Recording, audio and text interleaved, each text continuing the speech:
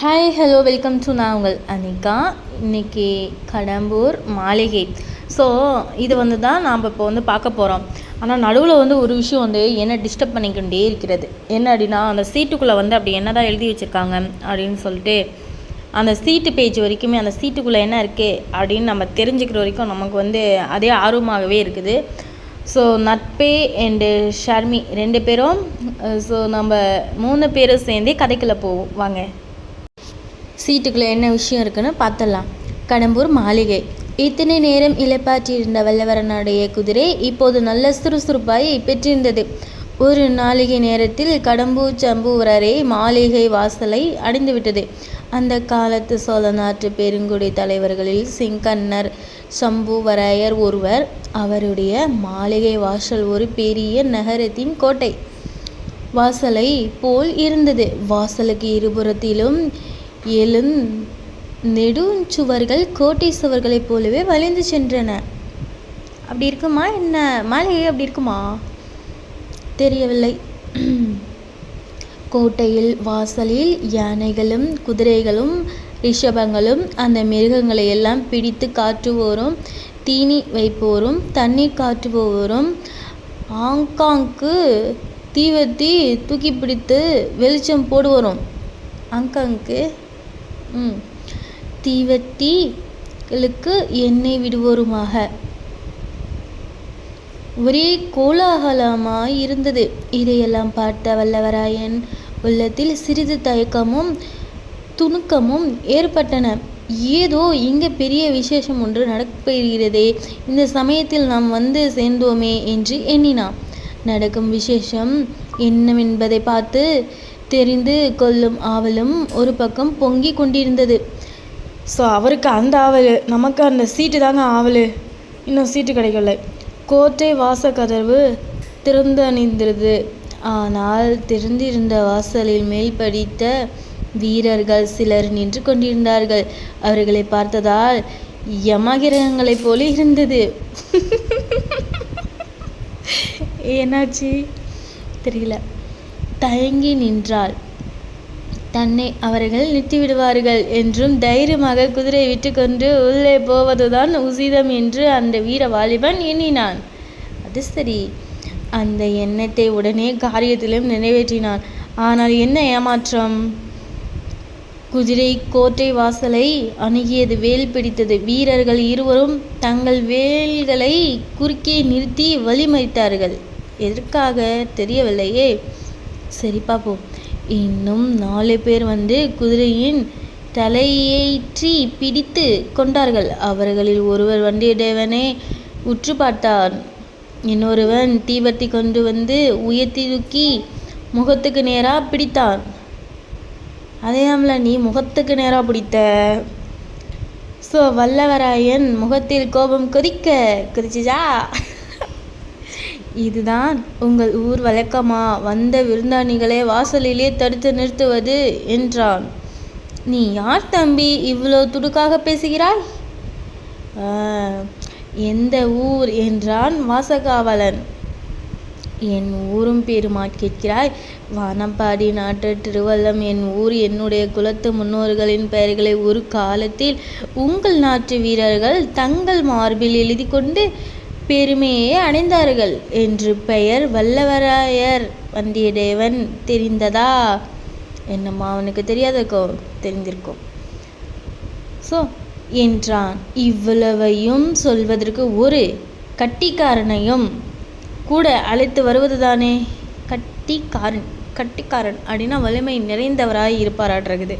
So அவங்கள அழைச்சிட்டு கேட்குறாங்க என்றான். காவலர்களின் ஒருவன் இதை கேட்ட மற்றவர்கள் சிரித்தார்கள். இடியாமல நீ கேட்டு சிரிக்கிற?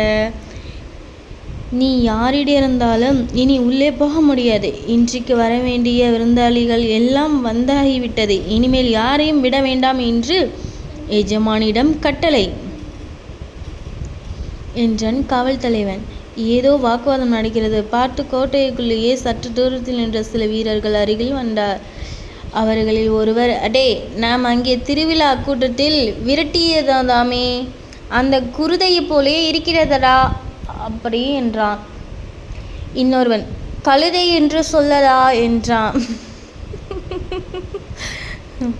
உட்கார்ந்த திரிக்கிறன் பாரடா என்றான். மற்றொருவன், வல்லவரையன் காடில் இந்த சொற்கள் வீழ்ந்தன.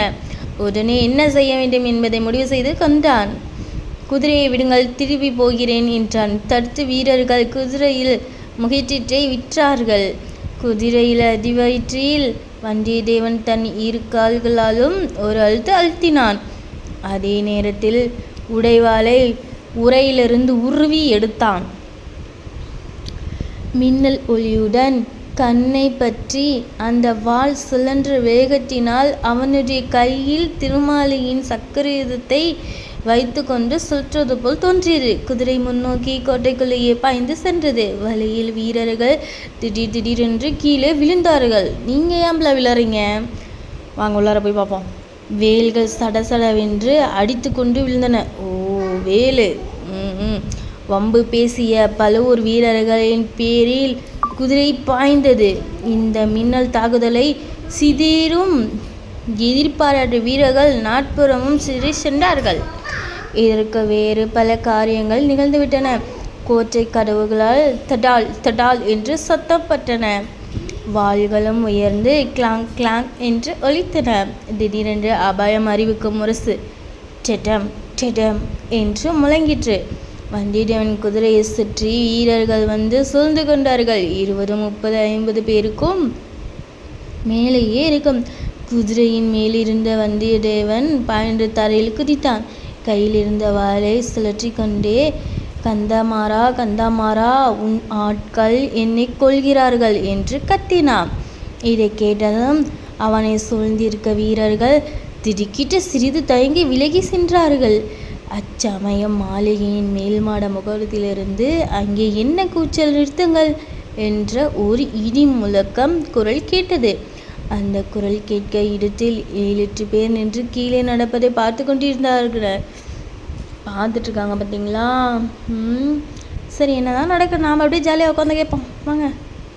எஜமான் யாரோ ஒரு ஆள் காவலை மீறி புகுந்து விட்டான். சின்ன எஜமான் பெயரை சொல்லி கூவுகிறான் என்று கீழே இருந்த ஒருவன் சொன்னான். கந்தமாறா, நீ போய் கலவரம் என்னவென்று பார். இவ்விதம் மேல் மாடத்திலிருந்து அதே இடிமுழக்க குரல் சொல்லிற்று. அந்த குரலுக்கு உடையவர்தான் செங்கணர் சம்புவராயர் போலும் என்று வந்தியத்தேவன் எண்ணினான். அவனும் அவனை சுற்றி நின்ற வீரர்களும் சிறிது நேரம் அப்படியே நின்று கொண்டிருந்தார்கள். இங்கே என்ன ஆர்ப்பாட்டம் என்று ஒரு இளங்குரல் கேட்டது. அந்த குரல் கேட்க இடத்தில் நின்றவர்கள் விளங்கி கொண்டு வழி ஏற்படுத்தினார்கள். வாலிபன் ஒருவன் அந்த வழியாக விரைந்து வந்தான். கையில் பிடித்த கத்தியை லேசாக சுழற்றி கொண்டு சூர சம்ஸ்காரம் செய்தான். அடுத்த பேச்சு பார்க்கலாம். சுப்பிரமணியபுரி போல் நின்ற வந்தியத்தேவன் ஒரு கணம் வியப்புடன் நோக்கினான். என் அருமை நண்பா, உண்மையாகவே நீதானா என்று உணர்ச்சியை ததும்ப கூவிக்கொண்டு ஓடி சென்று வல்லவராயனை அந்த இளைஞர் கட்டி தழுவி கொண்டான். அட பாவி, கொஞ்சம் விட்டுருந்தா அவனை நீ கொன்றிருப்பியடா. சரி கந்தாமாறா, நீ படித்து படித்து பல தடவை சொன்னாயே என்று உன் வீட்டுக்கு வந்தேன். வந்த இடத்தில் எனக்கு இத்தகைய வீர வரவேற்பு கிடைத்தது என்று வந்தியத்தேவன் தன்னை சுற்றி நின்றவர்களை சுட்டி காட்டினான். அவர்களை பார்த்த, சீ முட்டாளிகளா, போங்களடா, உங்கள் அறிவு உலகத்தை கொளுத்துந்தான் என்றான் கந்தமாறன். கந்தமாறன் வந்தியத்தேவன் கையை பிடித்து பரபரவென்று இழுத்து கொண்டு போனான். அவனுடைய கால்கள் தரையில் நில்லாமல் குதித்து கொண்டே போயிருந்தன. அவனுடைய உள்ளமும் துள்ளி குதித்து, இளவன பிராயணத்தில் உண்மையாக உள்ளம் ஒன்று பற்ற ஒரு நண்பன் கிடைத்தால் அதை காட்டிலும் ஒருவனை பரவசப்படுத்த கூடியது வேறு என்ன உண்டு? காதல் என்பது ஒன்று இருக்கத்தான் இருக்கிறது.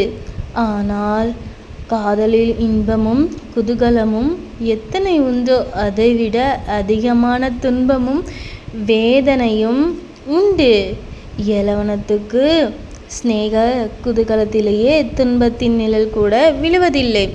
போகிற போக்கில் வல்லவராயன், கந்தமாறா, இன்றைக்கு என்ன இங்கே ஏக தப்புடல் இருக்கிறது? இவ்வளவு கட்டுக்காவல் எல்லாம் எதற்காக என்றான். இன்றைக்கு இங்கே என்ன விசேஷம் என்பதை பற்றி அப்புறம் விவரமாக சொல்கிறேன். நீயும் நானும் பண்ணையாற்றை பாசறையில் தங்கியிருந்தபோது பழுவேற்றையரையை பார்க்க வேண்டும், மலவரையன் பார்க்க வேண்டும், அவரை பார்க்க வேண்டும், இவரை பார்க்க வேண்டும் என்று சொல்லவையா இவர் சுவர் எல்லோரையும் இன்றைக்கு இங்கே நீ பார்த்து விடலாம் என்றான் கந்தமாறன். பிறகு விருந்தாளிகள் அமர்ந்திருந்த மாளிகை மேல் மாடத்துக்கு வல்லவராயனை கந்தமாறன் அழைத்து சென்றான். முதலில் தன் தந்தையாகிய சம்புரானின் கொண்டு போய் நிறுத்தி, அப்பா, என் தோழன் வானான் குலத்து வந்திய தேவனை பற்றி அடிக்கடி தங்களிடம் சொல்லிக் கொண்டே இருப்பேனே, அவன் இவன்தானா என்றான். வந்தியத்தேவன் பெரியவரை கும்பிட்டு வணங்கினான். அதை குறித்து சம்புராயர் அவ்வளவுமாக மகிழ்ச்சி அடைந்ததாக தோன்றவில்லை. ஏன்பா, உனக்கு ஏன் தோணலை? அப்படியா, கீழே அரண்மனை வாசலில் அவ்வளோ கலவரமாக செய்வதன் இவன்தானா என்று கேட்டார். கலவரத்துக்கு காரணம் என் தோழன் அல்ல, வாசல் காப்பதற்கு நாம் அமைத்திருந்திருக்கும் மூடர்கள் என்றான் கந்தமாறன். இருந்தாலும் இன்றைய தினம் பார்த்து, அதுவும் இருட்டி அரை ஜாமத்திற்கு பிறகு இவன் எவ்வளவு ஆர்ப்பாட்டத்துடன் வந்திருக்க வேண்டியதில்லையே என்றார் சம்புவராயர். கந்தமாறவளின் முகம் சுருங்கிற்று. மேலும் தந்தையுடன் வாதமிடந்த அவள் விரும்பவில்லை. வந்தியத்தேவனை அப்பால் அழைத்து சென்றான். வந்திருந்த விருந்தங்களுக்கு மத்தியில் நடுநாயகமாக ஓர் உயர்ந்த பீடத்தில் அமர்ந்திருந்தன. பழுவேட்டரின் அழைத்து போய், மாமா, இவன் என்ன ஆருயிர் நண்பன் வந்தியத்தேவன், வான பேரரசர் குலத்தவன். இவனும் நானும் வட பெண்கரை பாசறையில் எல்லைக்காவல் புரிந்து கொண்டிருந்தோம். அப்பொழுதெல்லாம் வீராதி வீரர் பெரிய பழுவேட்டரை பார்க்க வேண்டும் என்று ஓடியது சொல்லிக் கொண்டிருப்பதும், பழுவேட்டரின் திருமேனியில் 64 போர்க்காயங்களும் இருப்பது உண்மைதானா என்று கேட்டுக்கொண்டிருப்பான். ஒரு நாள் நீயே என்னை பார்த்துக்கொள் என்று நான் சொல்லுவேன் என்றான். பழுவேட்டர், அப்படியா தம்பி, நீ எண்ணி பார்த்தால் ஒளிய நம்ப மாட்டாயோ? அவ்வளவு அவநம்பிக்கையா உனக்கு? பாணர் குலத்தை காட்டிலும் வேறு குலத்தில் வீரமும் இருக்க முடியுமோ என்ற சந்தேகமோ என்றார். தோழர்கள் இருவருமே திடுக்கிட்டு போனார்கள். தோத்திரமாகச் சொன்னதை இப்படி அவர்கள் குதர்க்கமாக எடுத்துக்கொள்வார்கள் என்று எதிர்பார்க்கவில்லை. வந்தியத்தேவனுடைய மனதில் எச்சரிக்கை குமரியது. ஆயினும் வெளியில் காட்டிக்கொள்ளாமல், ஐயா, பழுவேட்டரை குலத்தில் வீரப்புகழ் குமரனிலிருந்து இமயம் வரையில் பரவியிருக்கிறது. அதை பற்றி சந்தேகிப்பதற்கு நான் யார் என்று பணிவுடன் சொன்னான். நல்ல மறுமொழி, கெட்டிக்கார பிள்ளை என்றான் பழுவேட்டரையர். நல்ல மறுமொழியும் கெட்டிக்கார பிள்ளை என்ற பழுவேட்டரையர், இந்த மற்றில் பிழைத்தோம் என்று வாலிபர்கள் இருவரும் அங்கிருந்து வெளியேறினார்கள்.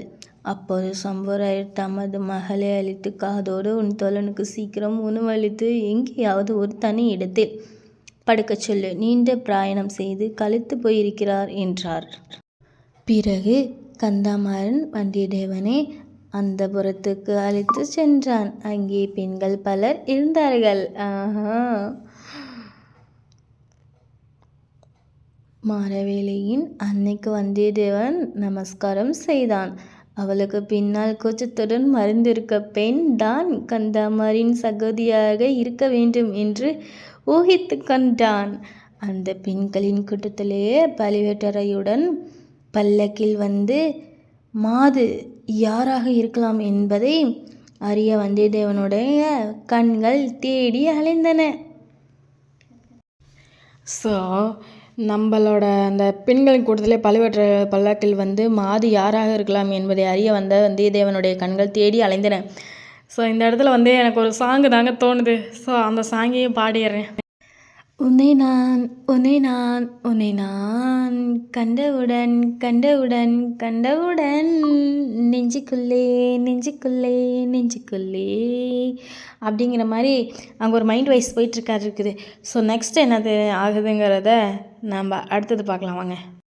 இப்போது வரைக்கும் அந்த சீட்டை பற்றி ஒரு இன்ஃபர்மேஷனும் நமக்கு வந்து கிடைக்கல. ஸோ நெக்ஸ்ட்டு வந்து குறவை கூத்து. அந்த புறத்தில் இருந்த நண்பர்கள் இருவரும் வெளியே வந்தார்கள். உள்ளிருந்த ஒரு பெண் குரல் கந்தாமாரா கந்தாமாரா என்று அழைத்தது. அம்மா, என்னை கூப்பிட்டிருக்கிறார்கள், இங்கேயே சற்று இரு, இதோ வந்து விடுகிறேன். ஏம்மா, நீ எங்கம்மா போகிற? எனக்கு கொஞ்சம் அந்த சீட்டை காட்டுமா, நான் படிச்சுட்டு நான் ஓடிடுறேன் அப்படிங்கிற மாதிரி என் மைண்ட் வைஸ் போயிட்டுருக்கு என்று சொல்லிவிட்டு கண்டன்மாறன் உள்ளே போனான். பெண்களின் குரல்கள் பல சேர்ந்து தாற்போல் அடுத்தடுத்து கேள்விகள் கேட்டதும் கந்தமாறன் தடுமாறி மறுமொழி கூறியது வந்தியத்தேவன் காதில் வீழ்ந்தது. பின்னர் அந்த பெண்கள் கலகல என்று சிரித்து ஒலியும் உள்ளே வந்தது. தன்னை பற்றிதான் அவ்விதம் அவர்கள் கேலி செய்து சிரிக்கிறார்களோ என்று எண்ணம் வந்தியத்தேவனுக்கு வெட்கத்தையும் கோபத்தையும் உண்டாக்கியது. கந்தமாறன் வெளியே வந்ததும் வந்தியத்தேவனின் கையை பிடித்து கொண்டு, வா, எங்கள் மாளிகையை சுற்றி பார்த்து விட்டு வரலாம் என்று சொல்லி இழுத்து கொண்டு போனான். கடம்பூர் மாளிகையின் நிலமுற்றங்கள், ஆடல் பாடல் அரங்கங்கள், பண்ட சாலைகள், பளிங்கு மண்டபங்கள், மாட கோபுரங்கள், ஸ்புக்லாசங்கள், குதிரை லாயங்கள் ஆகியவற்றை வந்தியத்தேவனுக்கு கந்தமாறன் காட்டிக்கொண்டு சென்றான். இடையில் வந்தியத்தேவன், கந்தமாறா, என்னை அந்த புறவாசலில் நிறுத்தி நீ மறுபடியும் உள்ளே போனா போதும். அந்த புறத்தில் ஒரே சிரிப்பும் குதூகலமாய் இருந்தன. என்ன விசேஷம்? உன்னுடைய சிநேகிதனை பார்த்ததில் அவர்களுக்கு அவ்வளோ சந்தோஷமா என்று கேட்டான். உன்னை பார்த்ததில் அவர்களெல்லாம் சந்தோஷம்தான். உன் அம்மாவுக்கும் மற்றவர்களுக்கும் பிடித்திருந்திருக்கிறதா? ஆனால் உன்னை குறித்து அவர்கள் சிரிக்கவில்லை. பின்னே எதற்காக சிரித்தார்களாம்? சொல்ல எதுக்கு சிரித்தாங்க? இந்த வந்துட்டேன். பழுவேற்றாய் இருக்கிறார் அல்லவா? இத்தனை வயதுக்கு பிறகு அவர் புதிதாக ஒரு இளம்பெண்ணை கல்யாணம் செய்து கொண்டிருக்கிறார். மூடும் பல்லக்கில் வைத்து அவளை இங்கே அழைத்து கொண்டு வந்திருக்கிறார். ஆனால் அந்த புறத்துக்கு அவளை அனுப்பாமல் அவருடைய விடுதியிலேயே அரித்து பூட்டி வைத்திருக்கிறாராம். அந்த பெண்ணை பலகனி வழியாக எட்டி பார்த்துவிட்டு வந்த ஒரு தாதி பெண். அவள் அழகை வர்ணித்தாலும் அதை குறித்துதான் சிரிப்பு. அவள் சிங்கள பெண்ணோ, கலிங்கத்து பெண்ணோ அல்லது சேரநாட்டு பெண்ணோ என்று சர்ச்சை செய்கிறார்கள். பழுவேட்டரையின் முன்னோர்கள் சேரநாட்டிலிருந்து தமிழருக்கு வந்தவர்கள் என்று உனக்கு தெரியும் அல்லவா? கேள்விப்பட்டிருக்கையா? ஏன், நீதான் 300 தடவை சொல்லியிருக்கிறாய். இருக்கட்டும் கந்தமாறா, பழுவேட்டரை இந்த மர்ம சுந்தரியான மங்கையை மணந்து எத்தனை காலமாகிறது? 3 ஆண்டுக்குள்ளே தான் இருக்கும். மனம் செய்து கொண்டிருந்தது. அவளை தனியாக சிறிது நேரம் கூட அவர் விட்டு வைப்பதில்லையாம். எங்கே போனாலும் கூட பல்லக்கில் ஆசை நாயகியும் அழைத்து போகிறார். இதை குறித்து நாடெங்கும் கொஞ்சம் பரிகப்பேச்சு நடந்து கொண்டு வருகிறது. ஒரு பிராயத்தை தாண்டியவர்களுக்கு இந்த மாதிரி ஸ்திரீ சபலம் ஏற்பட்டால் எல்லோருக்கும் சிறிது இலக்காரமாகத்தானே இருக்கும். அது சரிதான். காரணம் அது ஒன்றுமில்லை. உண்மை காரணத்தை நான் சொல்லட்டுமா கந்தமாறா? சொல்லல, நானும் தெரிஞ்சுக்கிறேன். அதுக்கு நீ மேல் கொண்டு படிக்கணும்ல, அப்போதான்ல தெரியும். வாசி அப்படிங்கிற மாதிரி என்னோட மைண்ட் செட்டுங்க. ஸோ பெண்களே எப்போதும் சற்று பொறுமை பிடித்தவர்கள். உன் வீட்டு பெண்களை பற்றி குறைவாக சொல்கிறேன் என்று நினைக்காதே. நான் எம்ல நினைக்க போகிறேன். பொதுவாகவே அப்படி தானே போய்கொண்டிருக்கிறது. பற்றிக்குறைய பெண் உலகமே இப்படிதான். அதுதானே சரி. உன் குடும்பத்து பெண்கள் கருநிறுத்து அழகிகள். ஓகே, பழுவேட்டரின் ஆசை நாயகியோ செக்கச்சிவலென்று பொன்னிறமாய் இருக்கிறாள். ஆகையால் அவளை இவர்களுக்கு பிடிக்கவில்லை. ஓ, அது காரணமாக வேறு ஏதோ கதை கட்டி சொல்கிறார்கள். அது சரி. அடே, இது என்ன விந்தை! உனக்கு எப்படி அவளுடைய நிறத்தை பற்றி தெரியும்? அவளை நீ பார்த்திருக்கிறாயா? என்ன, எங்கே, எப்படி பார்த்தாய்? வீரநாராயணபுரத்தில் பழுவேட்டரின் பரிவாரங்கள் சாலையோடு சென்றபோது கூட்டத்தோடு கூட்டமாய் நானும் சாலையோரமாக ஒதுங்கி நின்று பார்த்து கொண்டிருந்தேன். அதை நம்மால் முன்னே பார்த்துட்டார்ல. யானை, குதிரை, பல்லக்கு, பரிவற்றம், நீங்கள் அனுப்பி வைத்த மரியாதைகள் எல்லாமே அது உண்மையா? ஆம், நாங்கள் அனுப்பி வைத்தோம். அதனால் என்ன? ஒன்றுமில்லை. பழுவேற்றையருக்கு நீங்கள் அளித்த வரவேற்பு மரியாதைகளையும் எனக்கு அளித்த வரவேற்பையும் ஒப்பிட்டு பார்த்தேன்.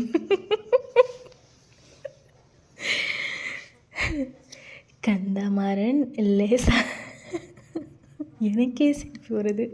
அப்போ உங்களுக்கு சிரிப்பு வராதா? வரட்டும். சிரித்துவிட்டு, இறை விதிக்கும் அதிகாரிக்கு செலுத்த வேண்டிய மரியாதையை அவருக்கும் செலுத்தினோம். சுத்த வீரனுக்கு அளிக்க வேண்டிய வரவேற்பை உனக்கு அளித்தோம். ஒரு காலத்தில் முருகன் அருளால் நீ இந்த வீட்டுக்கு மருமக பிள்ளையானாள்.